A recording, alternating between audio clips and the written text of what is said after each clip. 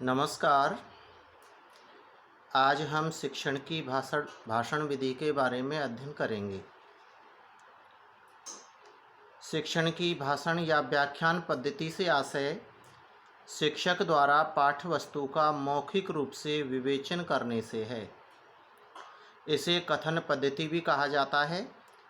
इस पद्धति में शिक्षक विषय सामग्री के संपूर्ण तथ्यों को क्रमबद्ध करके व्यवस्थित करके छात्रों के सम्मुख शाब्दिक चित्र खींचता है और कठिन बातों की व्याख्या करता चला जाता है। इस पद्धति में पारंगत होने के लिए शिक्षक को पर्याप्त तैयारी करनी होती है। वस्तुतः पाठ्यवस्तु पर स्वामित्व एवं पाठ्यवस्तु के प्रस्तुतिकरण का कौशल ही किसी शिक्षक के व्याख्यान को प्रभावशाली बना सकता है। इस पद्धति में शिक्षक का महत्वपूर्ण स्थान होता है तथा वह सही मानकर छात्रों के समक्ष चित्रण करता है कि छात्रों में उसके द्वारा प्रदत्त अनुभवों को ग्रहण करने की क्षमता होती है। इस पद्धति का प्रयोग सभी स्तरों पर किया जा सकता है, अर्थात प्रत्येक कक्षा और पाठ के शिक्षण में इसका प्रयोग संभव है। इस पद्धति को अलग अलग विद्वानों ने इस प्रकार से परिभाषित किया है। जेम्स एम ली ने परिभाषित करते हुए लिखा है कि व्याख्यान एक शिक्षण शास्त्रीय विधि है जिसमें शिक्षक औपचारिक रूप से नियोजित रूप में किसी प्रकरण या समस्या पर भाषण देता है। भाषण विधि को परिभाषित करते हुए बेनिंग एवं बीनिंग ने लिखा है, यही एकमात्र व्यावहारिक विधि है जो कि बड़ी मात्रा में कक्षाओं में प्रयोग में की जाती है और इसका वर्तमान समय में विस्तृत रूप से प्रयोग में लाने का निस्संदेह मुख्य कारण यही है। इस विधि के प्रमुख गुण इस प्रकार से हैं। शिक्षण की जो भाषण विधि है, जो व्याख्यान विधि है, उसमें कुछ इस तरह की विशेषताएं या गुण पाए जाते हैं जो कि इसको और भी उपयोगी बनाती है। वो गुण इस प्रकार से हैं। बिंदु नंबर 1, अध्यापक के लिए सुविधा। अध्यापक के लिए इस विधि से पढ़ाना बहुत ही सुविधाजनक होता है। उसे न तो विशेष रूप से विद्यार्थियों पर कोई व्यक्तिगत ध्यान देना पड़ता है और ना ही कोई क्रियात्मक सहयोग लेने तथा क्रियात्मक कार्य कराने की आवश्यकता पड़ती है।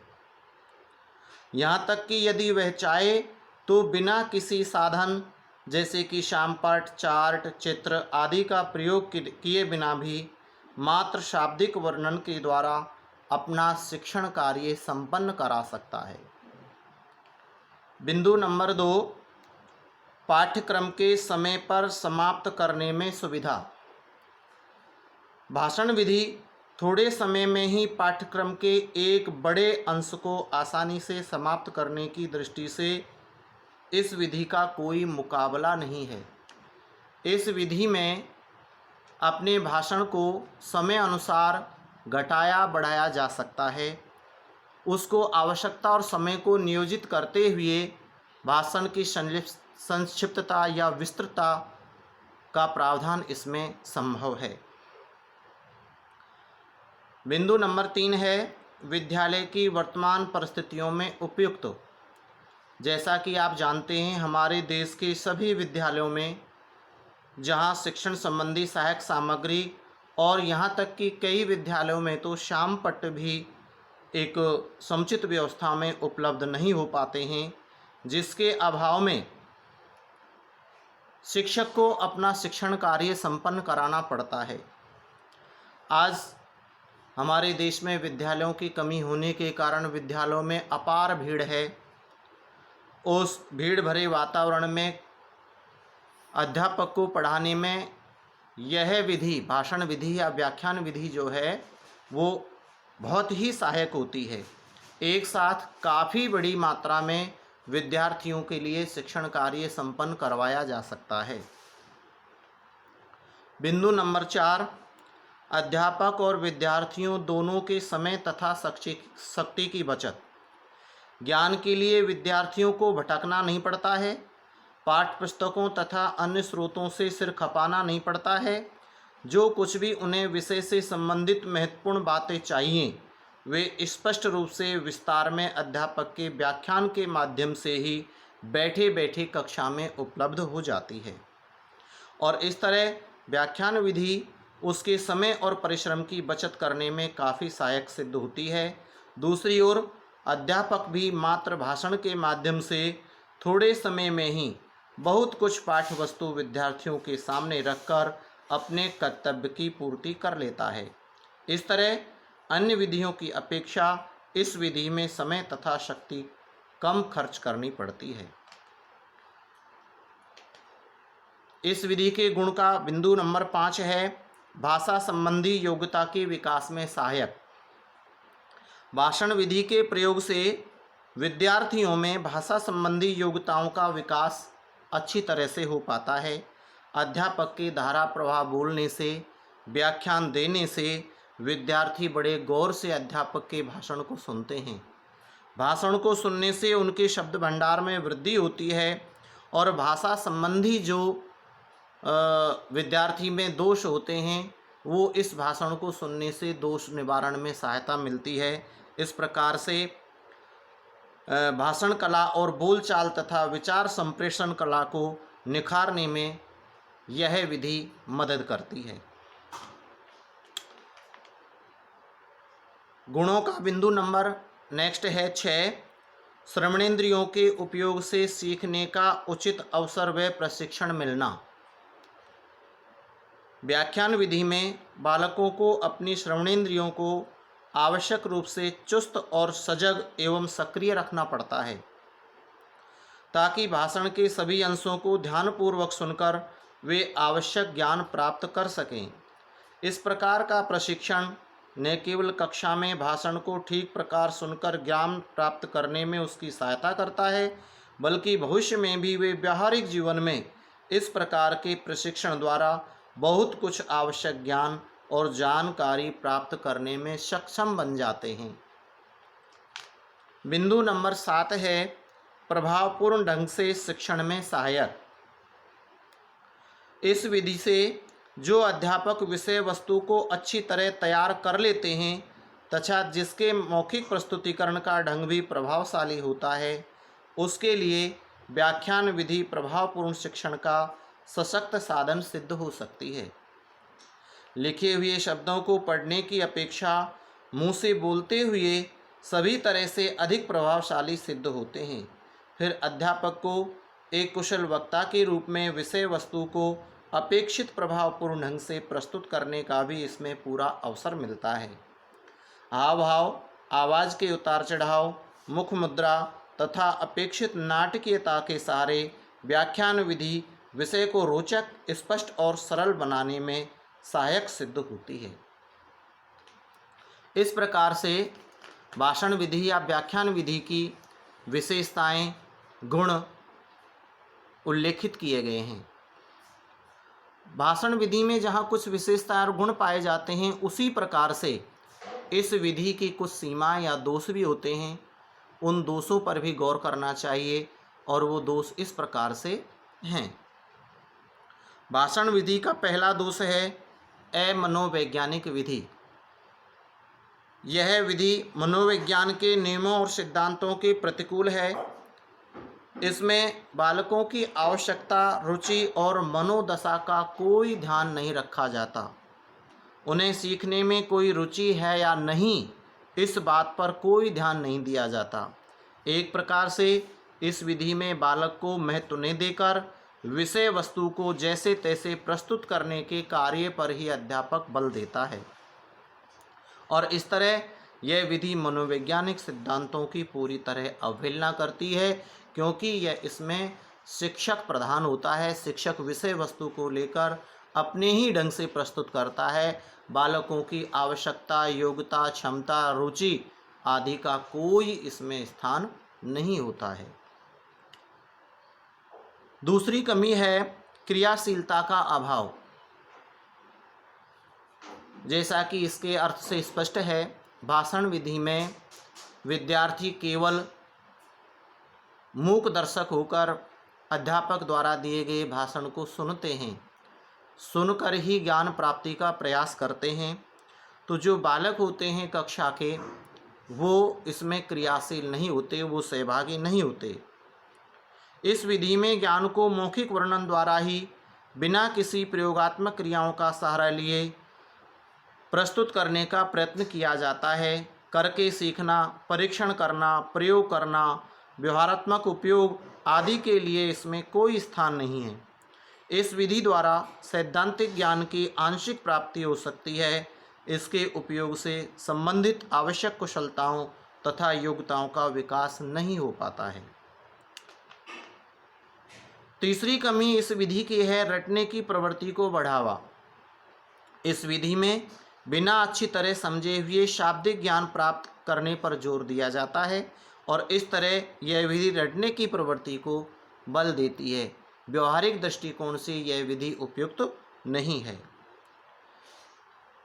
कमी में इंगित हो रहा है नीरस तथा अरुचिकर। यह विधि व्याख्यान विधि से पढ़ाने में कक्षा के वातावरण को सक्रिय, सरस और सजीव होने के स्थान पर नीरस और अरुचिकर बनाने की संभावनाएं बढ़ जाती हैं। विद्यार्थी पूरी तरह से निष्क्रिय होते हैं, जो केवल श्रोता बने रहते हैं और अध्यापक की ओर निहारते रहते हैं, अध्यापक की ओर देखते रहते हैं। इस विधि की अगली कमी है अध्यापक और विद्यार्थियों का अजनबी बना रहना। इस विधि में विद्यार्थियों को अध्यापक द्वारा कोई व्यक्तिगत सहायता या निर्देशन प्राप्त नहीं होता है, इसलिए अध्यापक कक्षा के समस्त बालकों से पूरी तरह जुड़ने नहीं पाता है और एक गैप जो है अध्यापक और विद्यार्थियों के मध्य एक गैप बना रहता है। शिक्षक अपने भाषण को संपूर्ण करके पूरा करते हुए कक्षा से चला जाता है। विद्यार्थियों से उनका जो संबंध है वो व्यक्तिगत संबंध नहीं बन पाता है। अगली कमी इस विधि की है सभी प्रकार के अध्यापकों के लिए उपयुक्त सिद्ध न होना।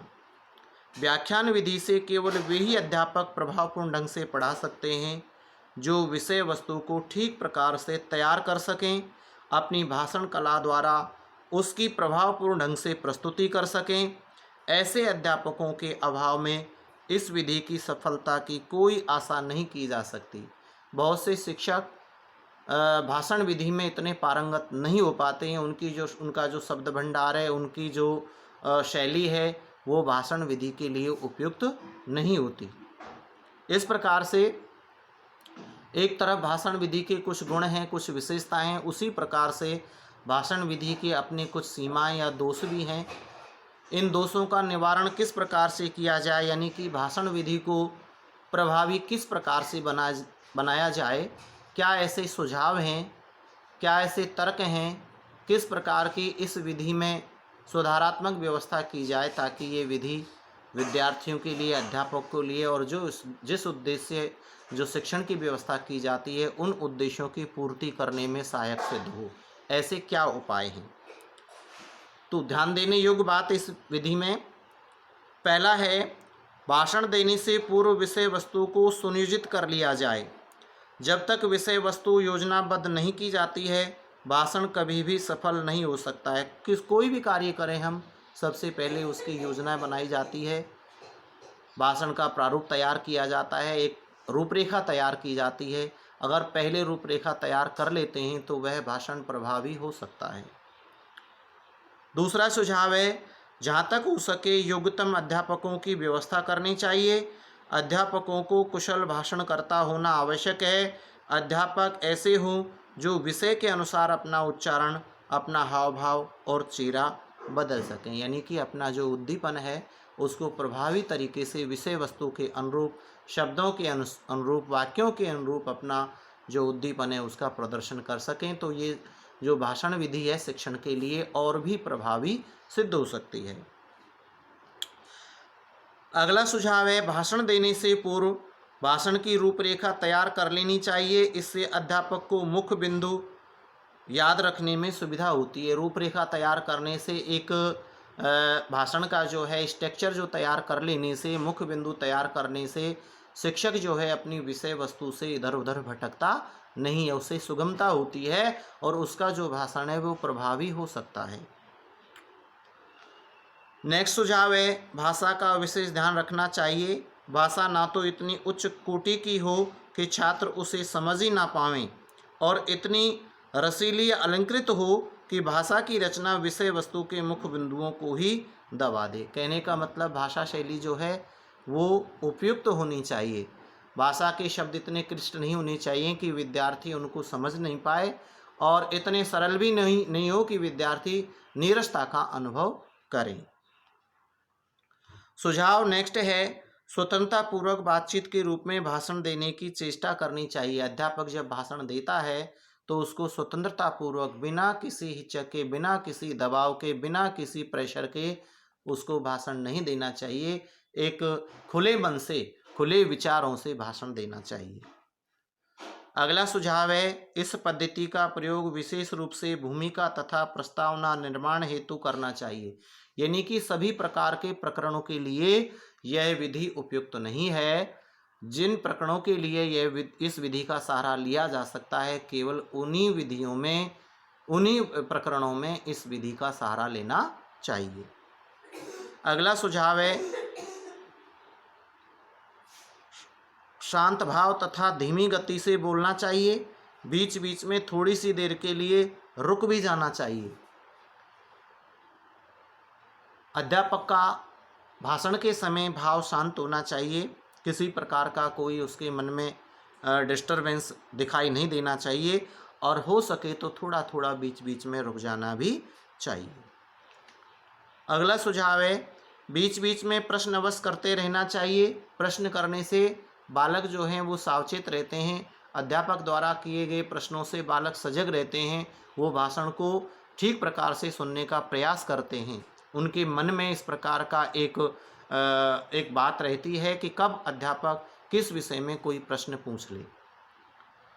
भाषण में गंभीरता नहीं होनी चाहिए, पाठ नीरस नहीं होना चाहिए। भाषण में बहुत ज़्यादा इतनी गंभीरता, चेहरे के भाव गंभीर नहीं दिखाई देने चाहिए और उसमें नीरस पाठ नहीं होना चाहिए। अगला सुझाव है, आवश्यक स्थानों पर उदाहरण, दृष्टांतों, कहानियों आदि का भी सहारा लेना चाहिए। भाषण के मध्य में जहाँ आवश्यक हो, छोटी छोटी कहानियाँ, छोटे छोटे उदाहरण, दृष्टांत आदि का भी सहारा लेना चाहिए। इससे जो कक्षा का वातावरण है वो प्रभावी बन जाता है। विद्यार्थी और भी अधिक रुचि से अध्यापक के भाषण को सुनने का प्रयास कर पाएंगे। अगला सुझाव है, भाषण पद्धति में परीक्षा को भी उपयुक्त स्थान प्रदान करना चाहिए। भाषण देने के बाद में विद्यार्थियों से छोटे छोटे प्रश्न पूछने चाहिए, एक मूल्यांकन के रूप में।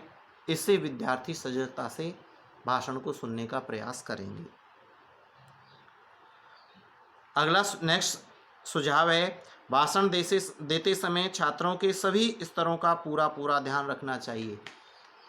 भाषण देते समय अध्यापक को अपनी कक्षा के बालकों का स्तर, किस स्तर की कक्षा है, किस स्तर के बालक हैं, किस सोसाइटी के बालक हैं, इन सब बातों पर भी ध्यान देना चाहिए, जिससे कि उसकी भाषा शैली, उसके ज्ञान का स्तर, उसका मनोवैज्ञानिक स्तर, इन सब बातों का प्रभाव भाषण सुनने पर भी पड़ता है। इस प्रकार से ये प्रभावी इस प्रकार के सुझाव हैं जिनसे हमारी जो व्याख्यान विधि या भाषण विधि को और भी प्रभावित बनाया जा सकता है और शिक्षण के लिए ये उपयोगी सिद्ध हो सकती है। धन्यवाद।